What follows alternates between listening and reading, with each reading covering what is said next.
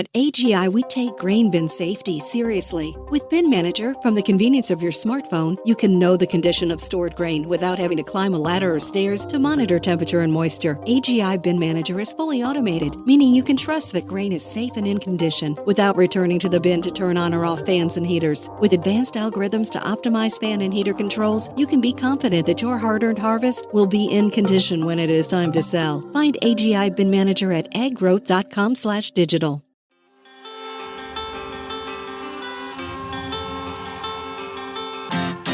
Hi, I'm Caitlin Dubin, and this is the Rural Woman Podcast. I'm a first-generation farmer who married into agriculture. Born and raised in a city, I was so unfamiliar with where my food came from, but I was determined to figure it out. Through my journey into agriculture, I saw women who were strong but humble, often taking a back seat. To me, these women were leaders who deserved a seat at the table. I created the Rural Woman Podcast to share the voices of women in an industry whose stories often went untold. The rural entrepreneurs who live and breathe their work, full of grit and pride. We come here to share our stories, to be in community with each other, to be challenged and inspired, but most importantly, to be celebrated and to be heard. We may not all live, farm, ranch, or homestead the same, but we are all connected. We are rural women, and our stories are worthy of being told.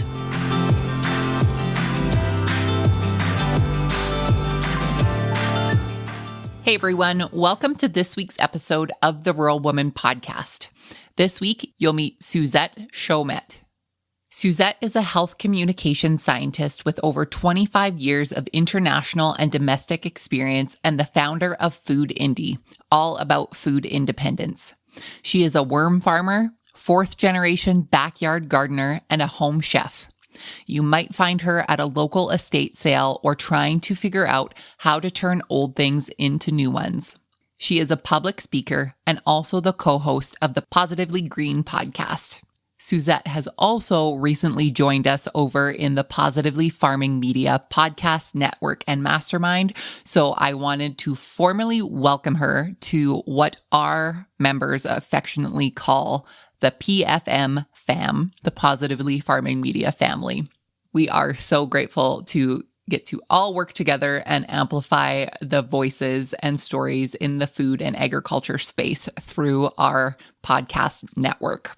If you know Suzette personally or you follow her on social media, you know that she is a great advocate for all things environmentally friendly, reusable, sustainable, all of the things.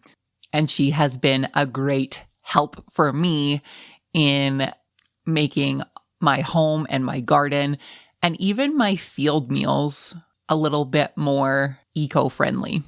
So throughout the years, I have been figuring out different ways to serve meals in either reusable or the most eco-friendly containers that are disposable that I can find. And I've actually shared all of those tools, tips, and tricks over in my free PDF resource, Tools, Tips, and Tricks to help make your field meals a little less stressful. So I have left the link for you to grab that resource in the show notes today, or you can head on over to wildrosefarmer.com and look up the field meal guide. Without further ado, my friends, let's get to this week's episode with Suzette.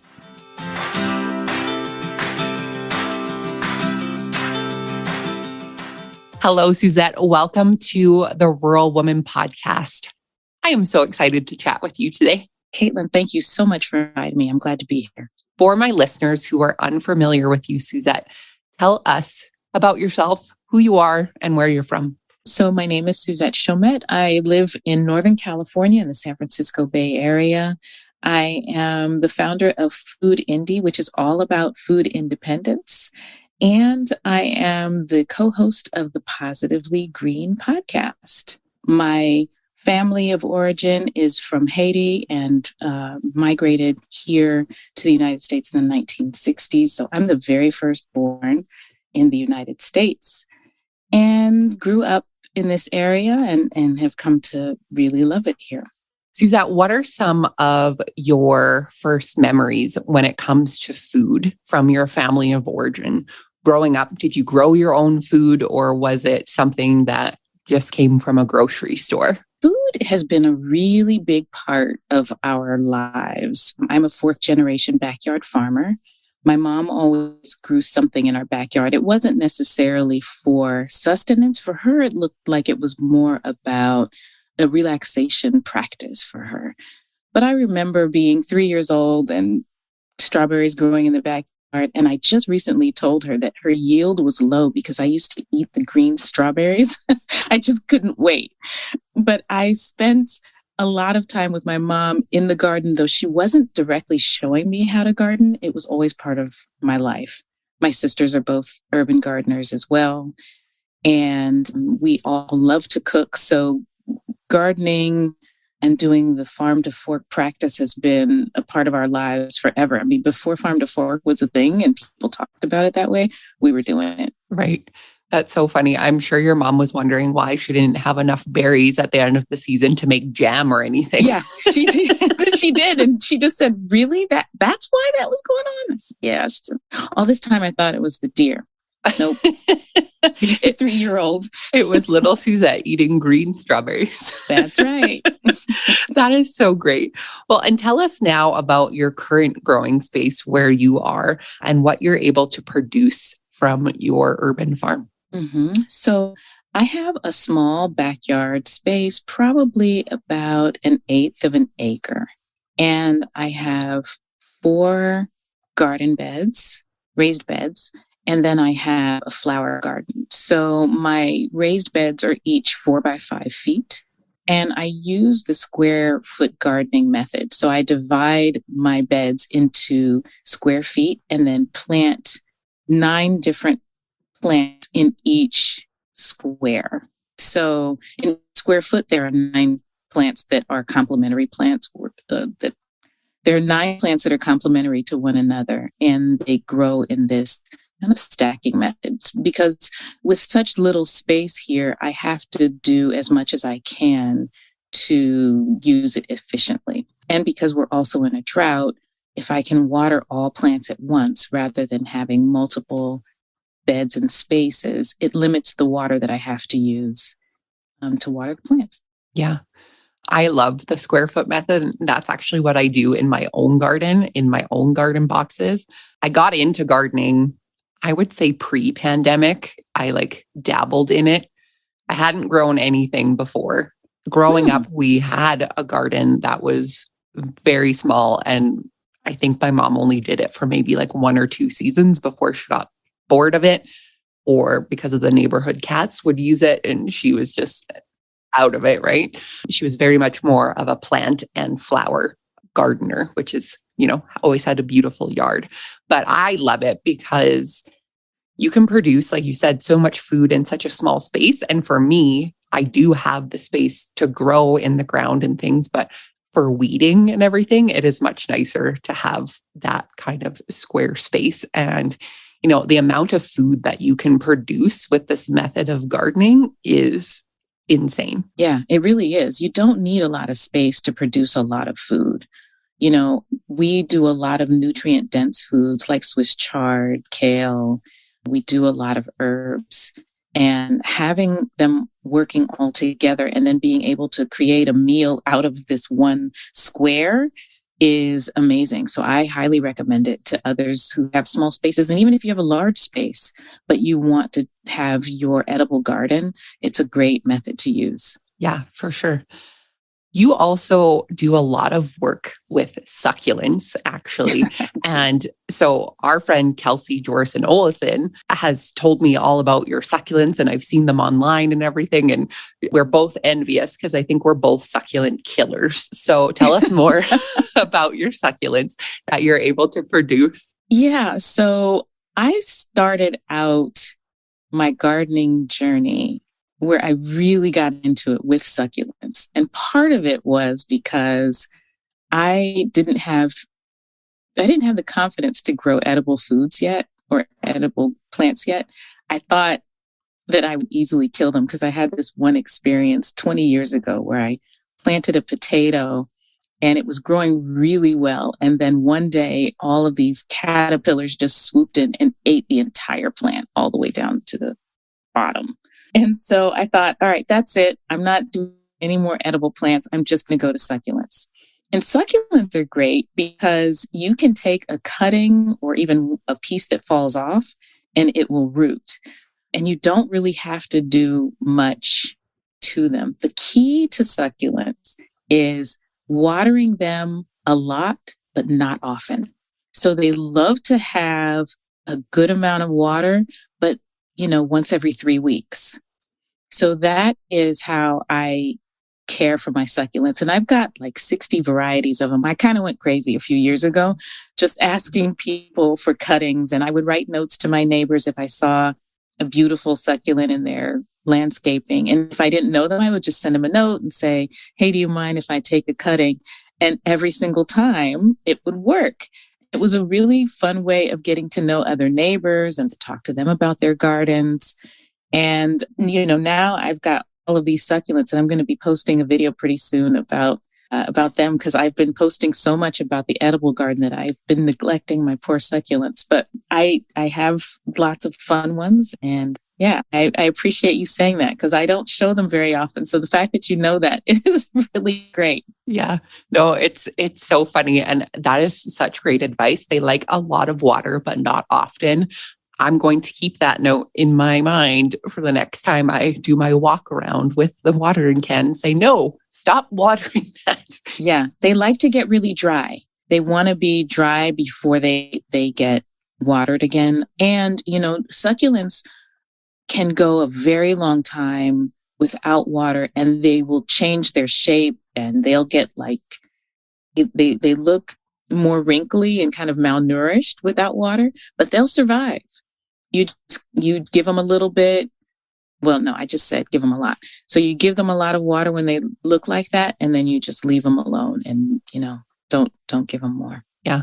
Well, and those seem obviously like perfect plants for your area for the amount of drought that you've been experiencing. So can you talk to us? 2021 was a very hot year for a lot of folks. So can you talk to us about how that drought affected you and your area? Yeah. So as I said, I'm from Northern California and we have had a drought for the last 7 years. So what that means is that we have a lot of water restrictions. We're not able to use as much.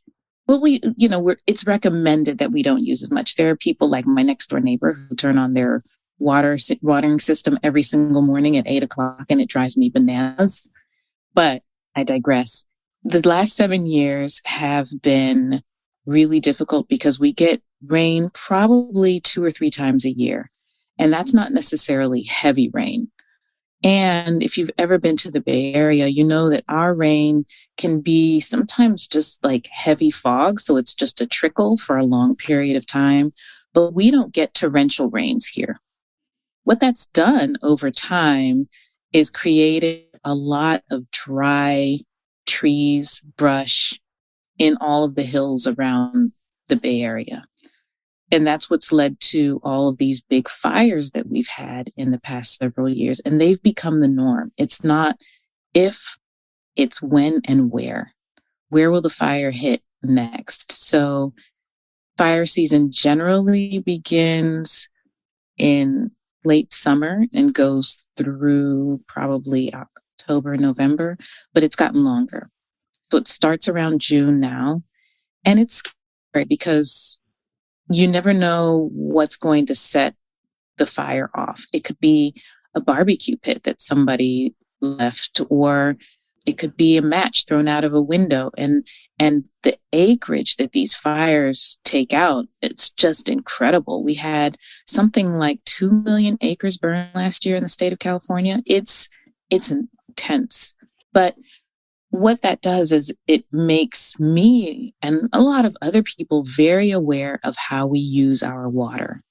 So, for example, when I take a shower, I turn on the shower like anybody else, and I let the water run into a bucket.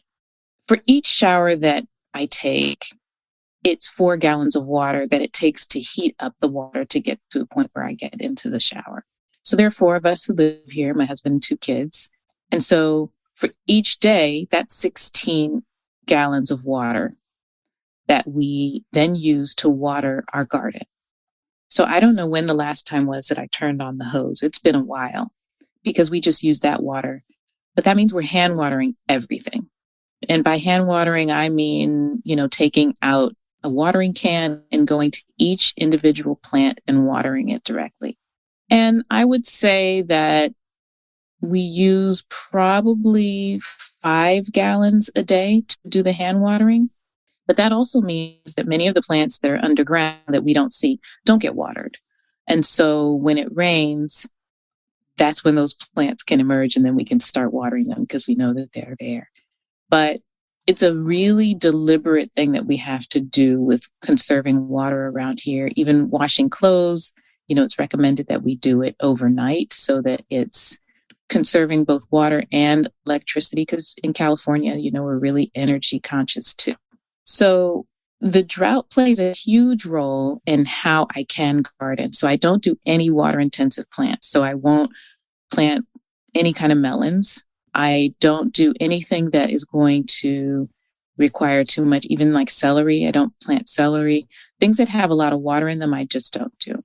I plant things like lettuce, Swiss chard, onions, garlic, herbs. They make great garden plants for sure, but I wish I could plant things that were a little bit more juicy. I do my tomatoes every year, but not the big ones. I do cherry tomatoes instead of like the big heirloom tomatoes because they require less water. Those ones are my favorite anyways. Yeah, they're tasty. Well, and it's so interesting because I think there are people who kind of other themselves from these areas that have these major wildfires. For us, we're located in southern Alberta, so it's very rare that we'll have a fire that would be so out of control. It's not to say that there aren't fires that happen here that spread very quickly because we're kind of flat and dry, but the fires that are happening on the West Coast in British Columbia and in California and Washington, it's affecting how we grow our crops here because around the time that this fire season will start is, end of July, August or so, that smoke will come to our area and settle in, which actually affects the ripening of our crops here. It will slow everything down. And depending on, how hot it is here, if it's going to rain, we've gotten snow in September that has, landed nicely on the crop that's still standing up. All of these fires and all of these major weather events, they affect everybody. And it doesn't matter where you live in what country, honestly. So to hear that you are using the water the way that you are is really inspiring to me.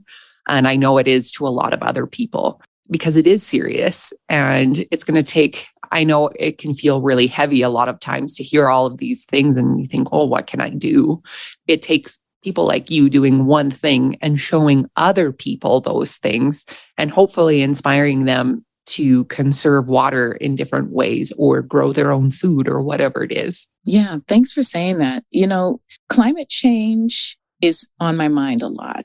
And I think sometimes people don't want to hear the words climate change because it's attached to so many other ideas and ideals. But climate is 3 things. It's temperature, sun, and rainfall.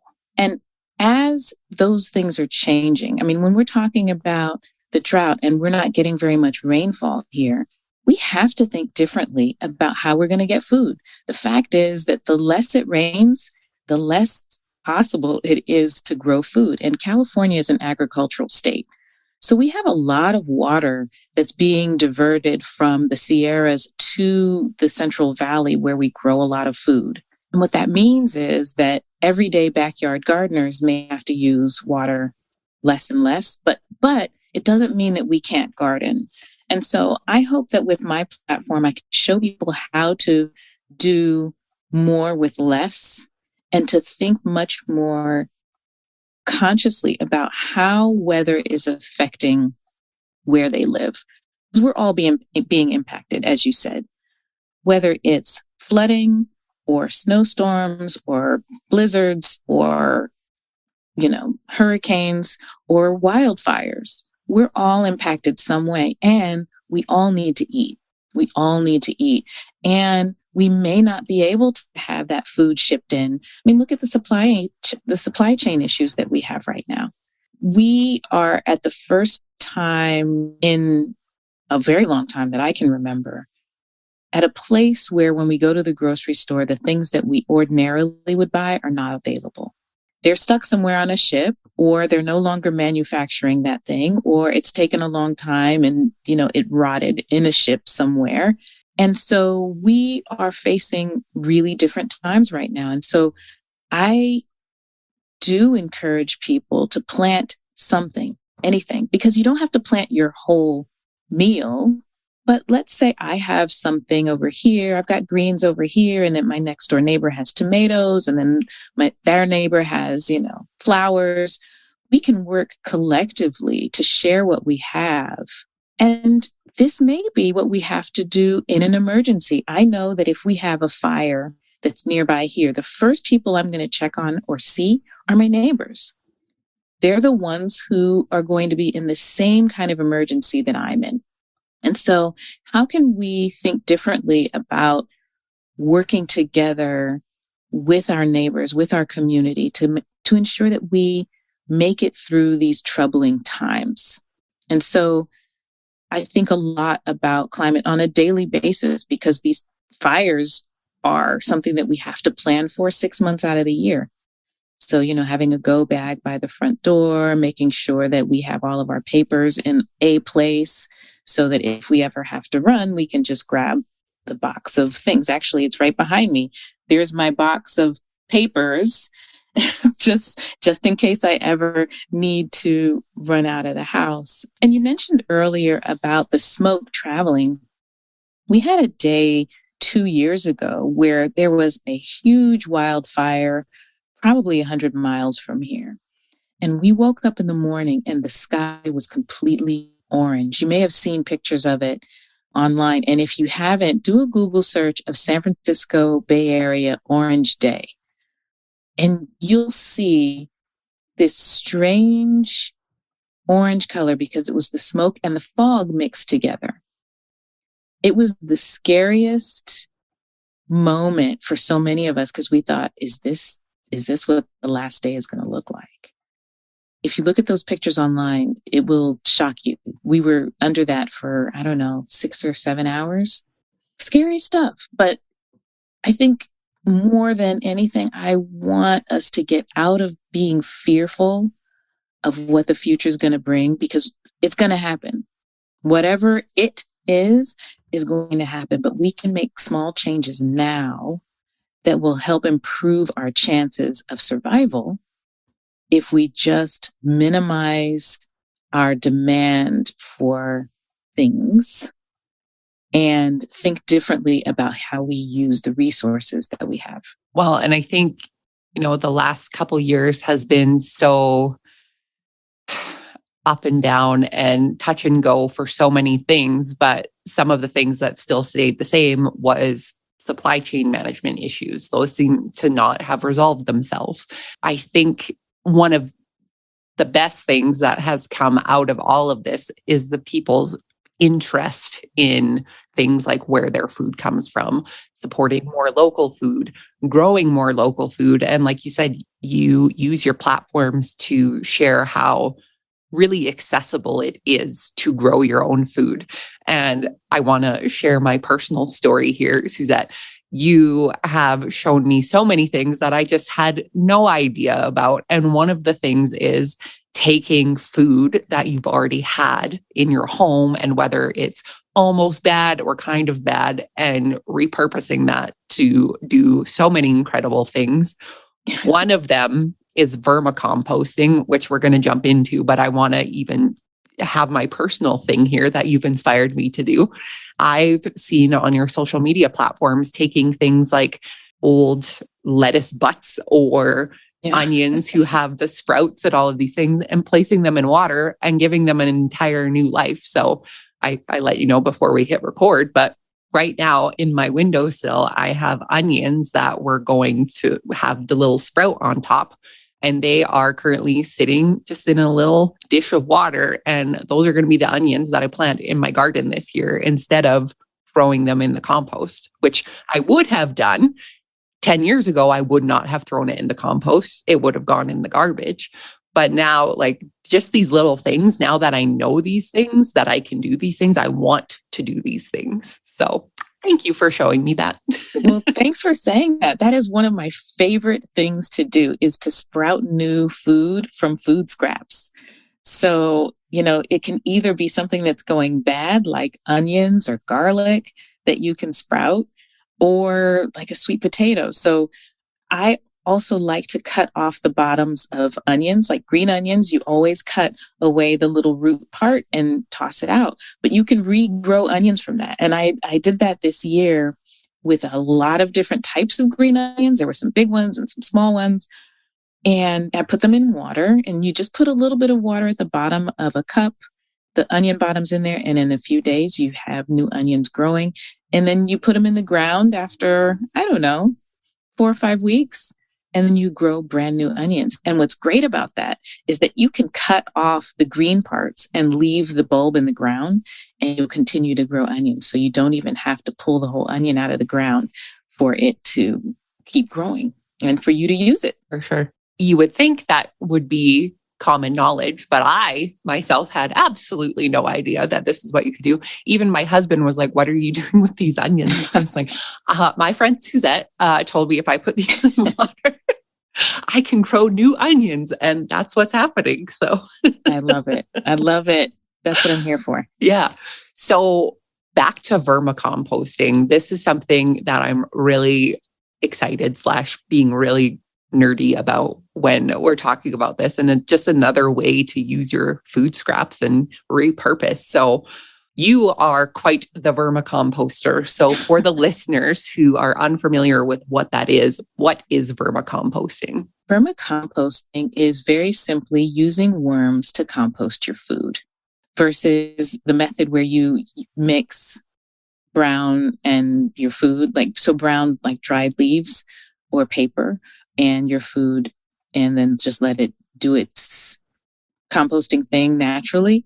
Worms speed up the process by a lot. So if it would take, a year for food to break down normally, worms can do it in 4 months. It's really fast. So if somebody was interested in starting vermicomposting, how do they go about setting up a system to be a worm farmer? So first of all, let me say I absolutely love worm farming. It's something that I never thought I would get into. It's a little nerdy, as you said, because it's so much about the science of it all. But the worms that I use are red wiggler worms. And I got them from a friend of mine who had a worm bin in her backyard. So what you need is a plastic bin. And I don't like plastic. This is how you got to do the worm bin, either that or wood, and then replace that every few years. But we can talk about that a little bit later. You have a multi-tiered plastic bin that has holes in it. So you can also do this with 5-gallon buckets, drill some holes in the bottom. And I have some pictures of this on my website and on my YouTube channel. You can find a demo there. So the worms are put together with your food. And I like to use shredded paper from my office. So I'm always shredding paper. I take that shredded paper, I put it in with the food that we have, from food waste. So I'm talking about like peels and, not pits usually, because pits will grow new food inside your compost bin. I just learned that recently. I'll tell you about that too. But you combine your food waste with the paper, put the worms in there, and then they start going to work. I have discovered a couple of things. So worms have taste buds on the outside of their bodies. So they love sweet things. And I was playing around with a few things. They love mango seeds. So we eat a lot of mangoes. I put them in there. And then, the mangoes are covered in worms by the next day because they absolutely love that flavor. They also really like rice and beans. So you get to know the kinds of foods that your worms will eat very fast and transform. And they make this beautiful compost that you can you sift the worms out, or I usually just pick them out with my hands. Some people are not into worms, and that's okay. You just buy one of these sifters that's also like a plastic sieve, and you just put the compost in there. You shake out the worms, you put them back into the bin. And then I like to mix the vermicompost 1 to 3 with garden soil. So I will replant plants in that, or I will spread it around the garden. It just depends on what's needed at the time. So a starter kit would be composting worms, some food, and some shredded paper. Is there anything that your worms, or all worms, that you shouldn't feed them? What do they not like? Yeah, I avoid citrus. So they like citrus, but citrus attracts fruit flies. So no lemons, no oranges. I don't put onions in the bin either. It gets a little too acidic in there. You might think that worms like to be in a squishy space. They don't. They prefer to be in a little bit drier of a space. So you don't want to let your compost ever get too wet because it gets kind of icky and sticky. And that's when it starts to smell. People ask me all the time, does compost smell bad? It doesn't. But if it does, it means that something's out of balance. So I just throw more shredded paper in there, and within 48 hours, it's resolved. But worms do keep the compost from getting smelly like that because they're constantly processing your food. I just find it so interesting that they can do so much in relatively a short amount of time. So on average, would you say, how often are you able to use the compost and the worm castings in your garden or to repot something? So there are 2 parts of the compost. There's the solid, which is the worm castings, and then there's what I call worm juice. It's not really called worm juice, but compost tea for those who don't like worm juice. And the worm juice comes out of the bin through a spigot, and I use that to water my plants about once a month.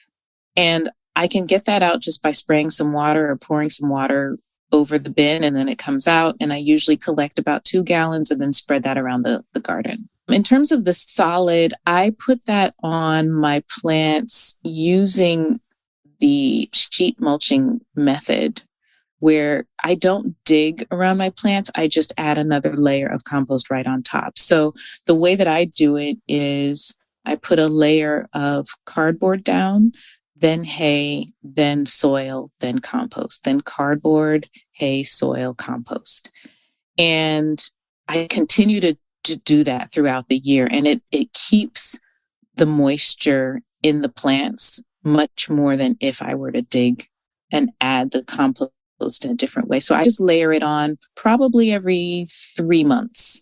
And my plants love it. And you can see right away how much the plants love it. Like they get really green and shiny. They look really healthy. And the way that I look at it is the more nutrients we have in the foods that we grow for ourselves, the healthier that we'll be. Like we won't need to have as much food. So I notice that if I have a really nice salad from the garden, I might not eat another meal for several hours because it's just got so much nutrition in it. And that does come from the compost, and it coming from the food that I already had in my house, right? So we've got this circular system. So all the food waste that comes from the food that I've cooked from the garden is going into the compost bin.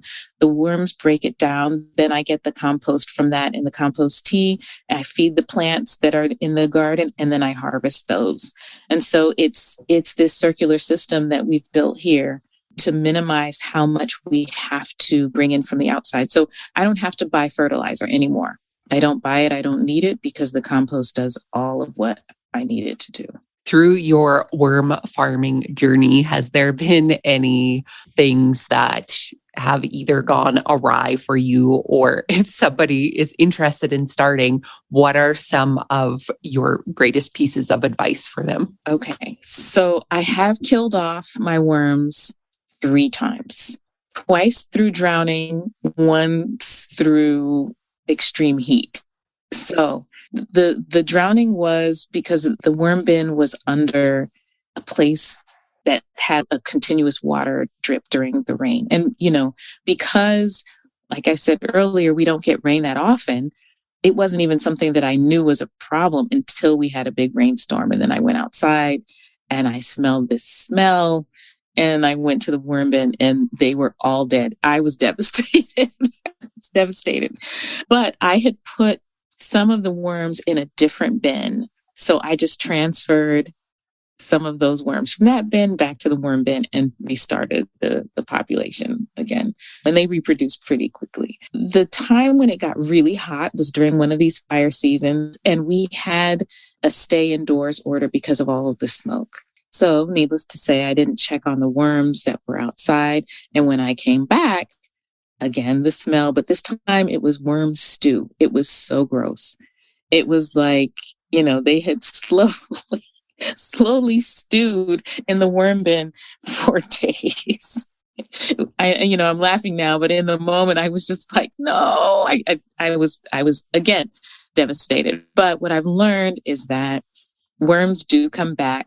They're a lot more resilient than you might imagine. And one of their favorite things to have is coffee. I mean, they reproduce like crazy when they have coffee. I mean, could you imagine being a small worm and having an espresso?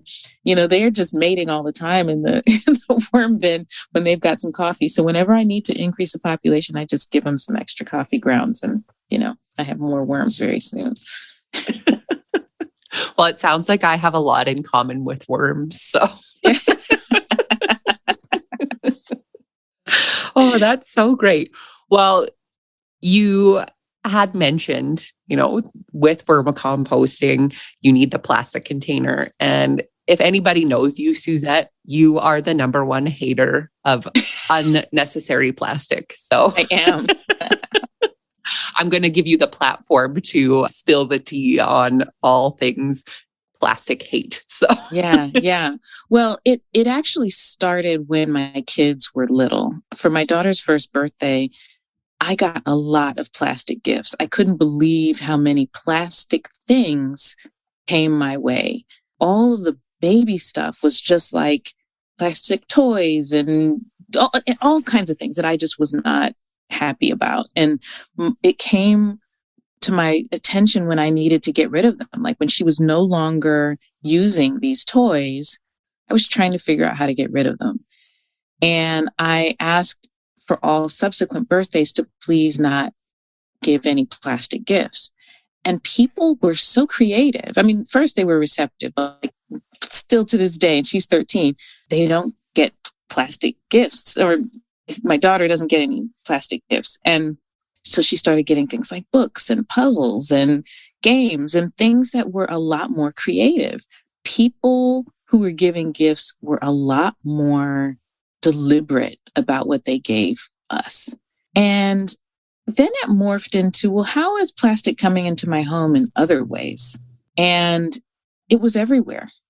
It was everywhere, whether it was saran wrap or the wrap on the outside of the package, or, when I was ordering from Amazon, because I don't order from Amazon anymore, because of all of the plastic and the waste that is produced by the company with all of the trucks and all of that. But again, I digress. But I just started noticing where plastic was in my home and asked myself the question, where does this go? Like if I'm throwing it away, where is it going? And I started to do more research and saw that plastics in landfill were sitting there for 400 or 500 years. Like that is what's expected.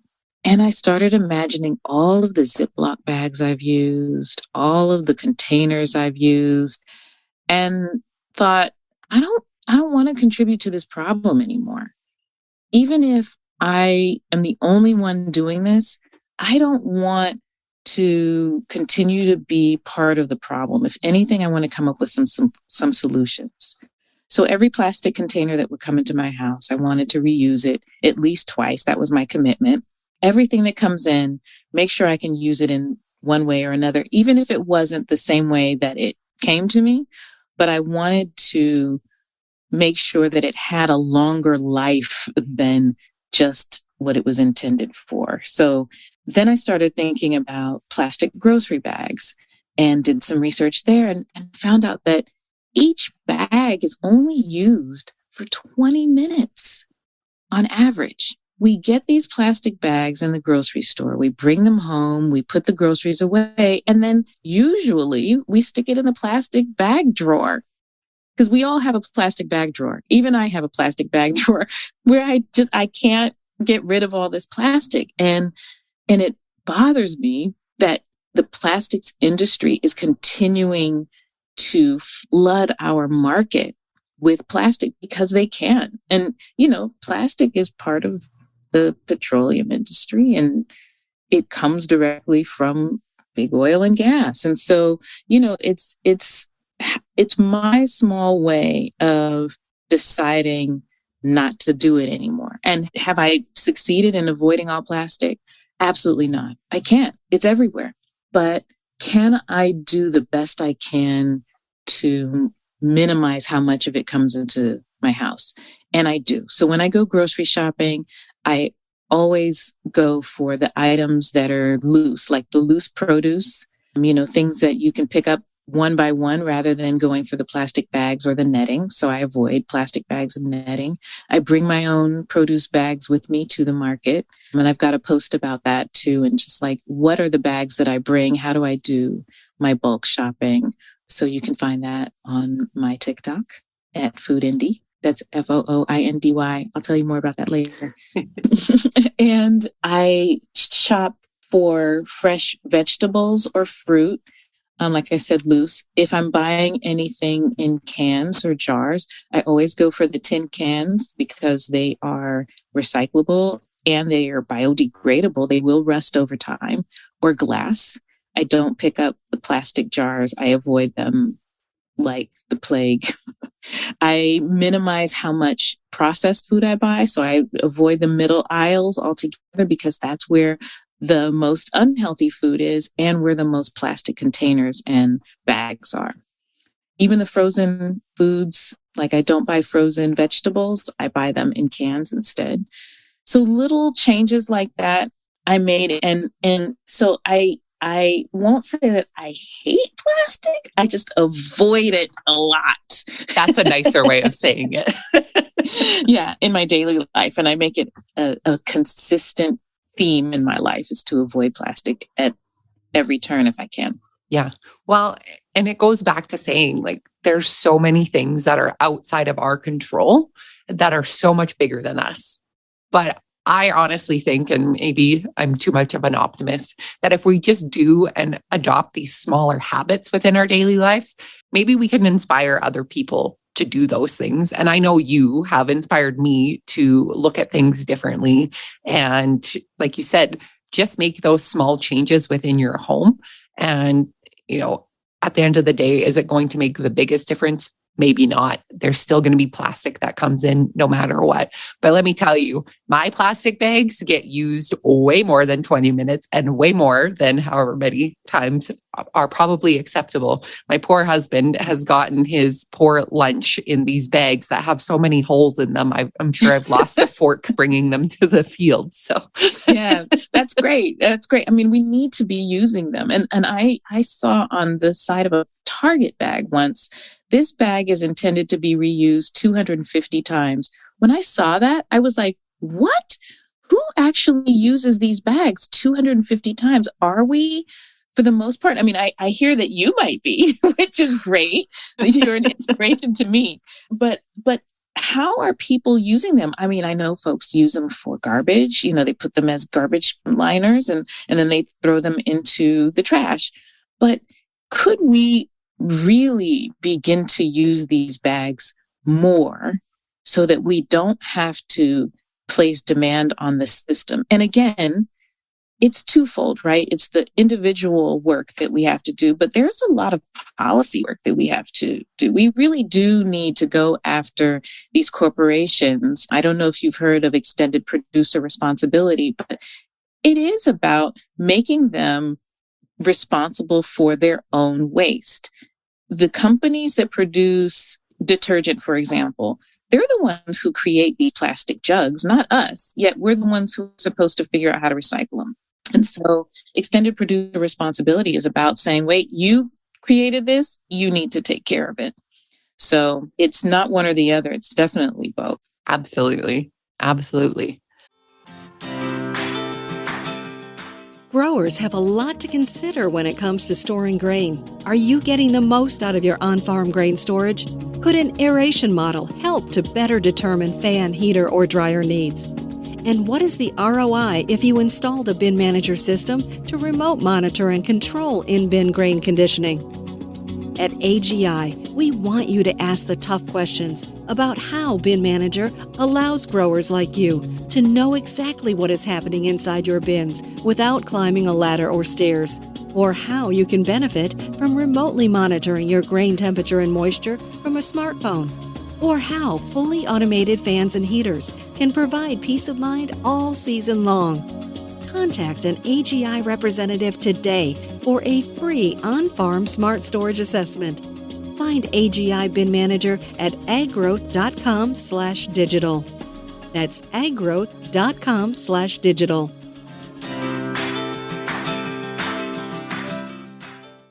I want to talk to you about food sovereignty, as I know this is something that is very near and dear to your heart. Talk to us about food sovereignty, what it means to you, and your mission to promote it. I'm going to go far to come near. This all started when I was in grad school at Tulane School of Public Health 20 years ago. And I was part of a program called the Meatless Monday. I was a Meatless Monday scholar through Johns Hopkins University. It was a program where, you teach people about going meat-free on Mondays. And one of my roles was to teach middle school kids about nutrition and what it meant to do their grocery shopping. How do their parents cook? We were talking about all kinds of things. And what came out of that project was that kids are more influential in their households' buying habits than parents are. Because we were coming at it from the perspective of, if your parents had this information, would they do this differently? But what we learned was that the kids are the ones who kind of dictate how food is eaten in the house. I mean, think about a toddler who is saying, no, they're not going to eat something that's on their plate. They throw a fit, and parents will go out of their way to make sure that that toddler has what they want so that they can avoid those fits from happening too often. And that continues over time. If you have a kid who's in your back seat who's like, Mom, I want to go to McDonald's, and they keep saying it over and over and over, eventually mom is going to go, all right. Well, the same thing is for healthy foods. When kids tell their parents, I really want to have broccoli for dinner, or I really, want to have tomatoes, or I learned at school that you can eat nasturtiums. Parents are like, wait, really? And they learn from their kids. And that led me to look at how we can do more education in schools to get kids to understand more about their food.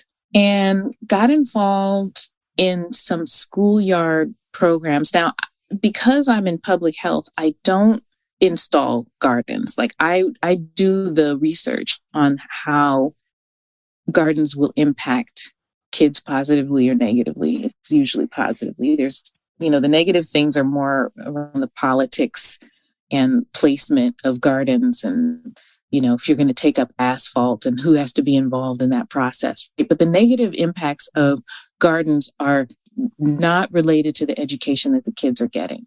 And over time, I started to see schoolyards as prime places for garden space, not only to grow food, but to allow people and children specifically to interact with green space. And that evolved into seeing how many kids were on these school lunch programs, and the school lunches were not very good, whether it was nutritionally not very good or they didn't taste very good. And this is what we were making kids eat still. I mean, this is what school lunch really is not the most healthy food. But when you had gardens that are run by local, there is a garden that was started in Berkeley by a local chef, and she funded this whole garden that now they have farm to fork foods in this middle school that's nearby. And the kids now can eat from the school garden. Now, this is an area where you have an investor who came in and said, plant all of these things and the children will benefit from our investment here. But not all kids have that access. Not all of our schools are being funded for some beautiful community garden that then can be harvested and then made into nutritious food for them. And because of that, it got me thinking about, well, what if every single household had just a small little garden? What would that look like if everybody could claim to make or to grow their own food? What if everybody could take back the power of growing their own food, even on a small scale, but could see the results and the fruits of their labor? How empowering would that be to communities who might be living in food deserts? And food deserts, for me, I have a very strong feeling about food deserts because it's really food apartheid. These are neighborhoods that were planned by people who decided that there would not be grocery stores in a particular neighborhood, but instead convenience stores that had chips and cigarettes and alcohol and candy and junk. And it was planned. I mean, let's call it spade a spade. This is not by accident that people live in poverty and that people live without food access. So because that's a larger issue that needs to be addressed, what I thought, again, is what are some small scale solutions that we can offer to people who live in poorer areas? What if they could grow a garden inside their apartment? What if their neighbor was also growing a garden in their apartment? So I started doing research on the kinds of things that you can grow indoors. You can even grow citrus indoors. You just have to have a sunny window. And so my perspective is that when you have vulnerable populations who want to be just as healthy as the wealthy, and, we can talk about what healthy actually means in all of these contexts, but that's probably for another show. But people want the best for their children, no matter who they are, no matter what socioeconomic status they're part of. They want to be able to eat regularly.